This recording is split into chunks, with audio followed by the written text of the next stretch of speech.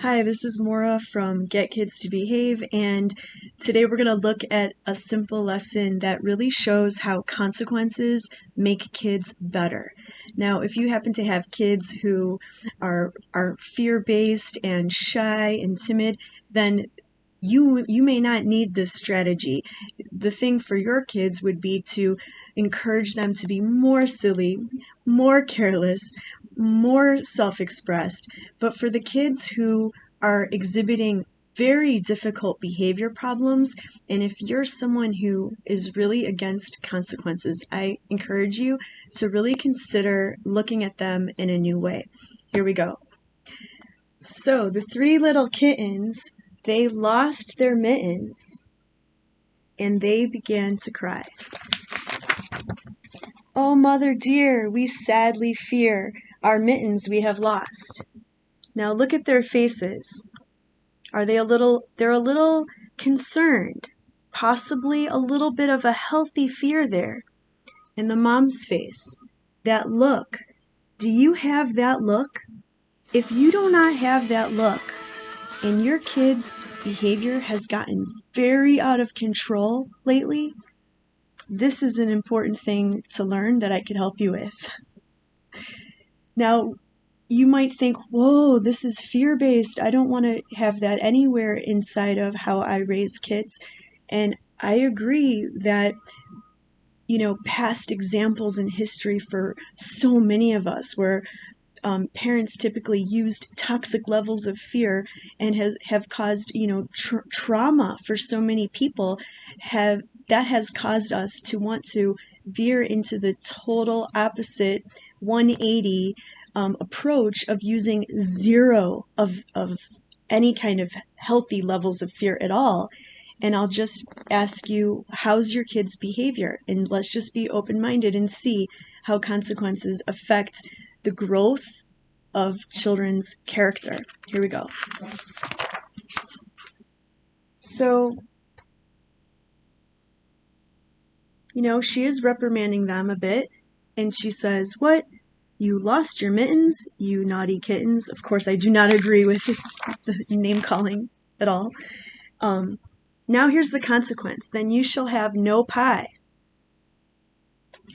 And now they're feeling bad.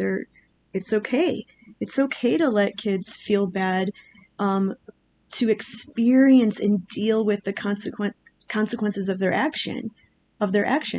It's healthy for them to go through this, and now look what happens with their growing character. Now the next page. What did they do from the last page to this page? They found their mittens. Now if the mom hadn't given that consequence of taking away the pie, the kids would have eaten the pie and it never would have occurred to them to really try to find their mittens and grow the character traits of being responsible, thoughtful, hardworking. The structure of the consequence supported the kittens in growing in this way. And they tell her, "Oh, mother dear, our mittens we have found." Look at how proud of themselves they feel. Think about it this way. When only you know how your kid's behavior is behind closed doors. If your kid's behavior has gotten really, really out of control, think about, by you letting them continue to act like that, that's like having them go down that path in life. The more you allow them to exhibit these behaviors, let's say they're hitting you, the parent, or they're calling you names, or they're refusing to do their homework, that you have to beg and beg and beg them to do their homework, and it's just miserable every day. You can't stand to go through this. Let's say you can't get them to clean up after themselves. Not only is it just too hard, it doesn't have to be this hard, but you're also not correcting them, and they're having more months and years pass where these character traits are rooting more permanently into who they're going to be as they grow up. versus if you put structures in place that encourage them to grow in the opposite way, they'll be on a more positive path in life. And think about this, if you allow your kids to exhibit these really challenging, difficult, defiant character traits, how do you think your kid feels deep inside? Proud of themselves? No. They probably know that they're not acting in their best way, and they feel yucky about it. Of course they don't feel proud of themselves when they have such difficult, disrespectful behavior towards the most important people in their life, their parents. So look at how proud of themselves they are. Because of the structure of the consequence, it caused them to be responsible, find their mittens, and now they're extremely proud, and the mother's proud. And that's okay to have another healthy level of pleasing the mom, pleasing the authority figure, pleasing the teacher, because even though lately we're so concerned with raising people pleasers, because we all got raised that way pretty much, and we do not want that for our kids. Absolutely. But that doesn't mean that there should be zero amounts of kids wanting to please their parent. Having kids wanting to please the parent or the teacher in a healthy amount is a crucial element in the relationship with trust. There's love, there's trust, and within healthy relationships, there's a healthy amount of wanting to please the other person without it getting into unhealthy, toxic amounts.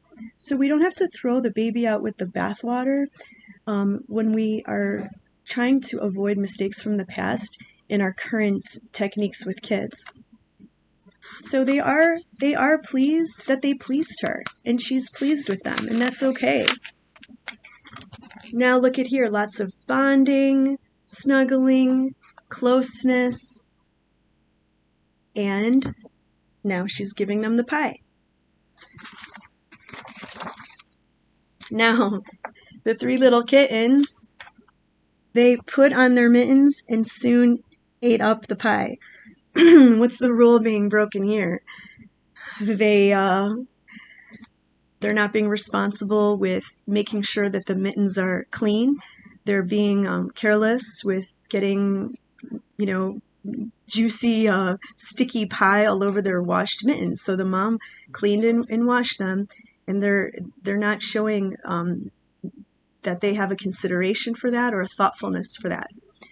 Now, if they're not corrected, if they're not, reprimanded, if the parent or teacher doesn't communicate in some way that she's a bit disappointed, how are the kids going to grow in the way of being the type of people or cats who are going to grow to be more considerate, thoughtful, respectful? So they come to the mom, and again, there's a little bit of healthy fear. They're like, oops, our mittens we have soiled. And deep down, they look to their parent trusting that there will be a healthy consequence that will encourage them to be their best selves. If the parent now responds with no consequence, then these kids, what they're learning is that there's no limit, that they could not only soil their mittens, they could, maybe paint on the walls or rub the mess on the walls or the chairs, or they don't have to pick up after themselves. So the consequences are really communicating, these are standards that we have in our house that I want you to rise up to meet because I believe in you and you're a great person, and I'm going to make sure that you grow on the right path because I believe in you. So the mom, she, again, with the look, like, ooh, the look. And she says, what? You soiled your mittens, you naughty kittens. Of course, again, I do not agree with name calling. That's very against what I believe in. And they're sighing. So right now it says they began to sigh. Like, Again, it's okay to let kids experience and deal with the consequences of their actions. That's very strengthening, empowering, and builds resilience. Now look at the next page. What does the consequence prompt them to do? Now the three little kittens, they washed their mittens. Okay, look at their faces. They're focused. They're hardworking. There's a little smile on their face. Why? Because they feel proud of themselves. And hung them up to dry. Again, look at how amazing they feel, almost exhilarated that they are being, that the structure their mother has provided is causing them to grow to be their best selves possible. People who have great character traits of being focused, hardworking, responsible, considerate, thoughtful. And then, oh, mother dear, look here, our mittens we have washed. Look at what a celebration it is, and she's proud of them.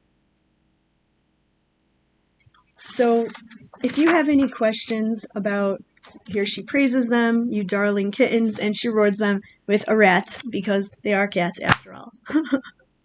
If you have any questions about consequences, let's talk about it.